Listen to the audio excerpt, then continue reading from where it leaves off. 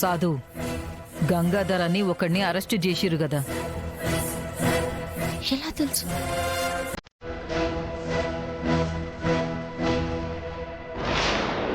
త్రిపాఠి.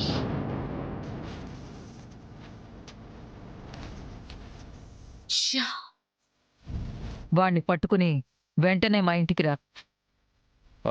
గంగాధరా? ఆ పేరుతో ఎవరిని అరెస్ట్ చేయలేదు మేడం. హే పోలీస్, ఏంది మాతో గేమ్స్ ఆడుతున్నావా?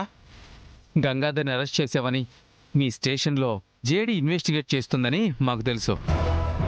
మర్యాదగా వాడిని తీసుకొచ్చి మాకు అప్పగించు. Sir, mute.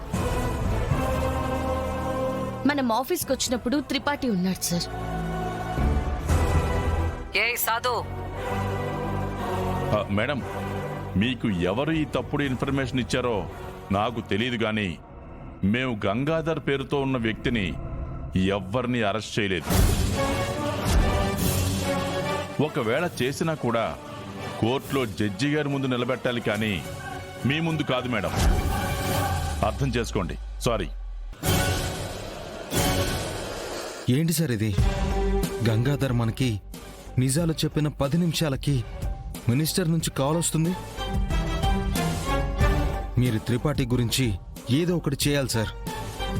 డిసిప్లినరీ యాక్షన్ తీసుకోవడానికి త్రిపాఠి తప్పు చేశాడని మన దగ్గర సాక్ష్యాలు లేకుండా చూసుకుంటున్నాడు కేదార్.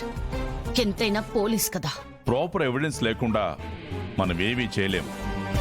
త్రిపాఠితో నేను మాట్లాడతాను. ఈ కేసుకి వాడిని దూరంగా ఉంచుతాను. Okay sir. కానీ విషయం మినిస్టర్ కి తెలిసింది కాబట్టి ఇప్పుడు తనంత ఈజీగా వదలదు. గంగాధర్ని మనం పాత కేసులో సీజ్ చేసిన ఫామ్ హౌస్ లో పెడదాం సార్. Perfect sir. అక్కడ గంగాధర్ ఉంటాడని ఎవరు గెస్ చేయరు, చెక్ కూడా చేయరు. Okay, go head. జాగ్రత్త, సెక్యూరిటీని టైట్ గా పెట్టండి. Okay sir. జై హింద్ సార్. జై హింద్.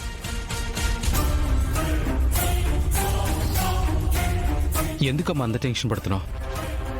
వాడు నిజం చెప్పినా ఎవరు నమ్మరు. నిరూపించడానికి సాక్ష్యాలు లేకపోవచ్చు, కానీ నేనే తప్పు చేశానన్న అనుమానం వస్తుంది బిడ్డ. అట్లా జరిగితే నా పదవి, పవరు అన్నీ పోతాయి. అసలు ఆ రోజు రాత్రి ఏం జరిగిందమ్మా?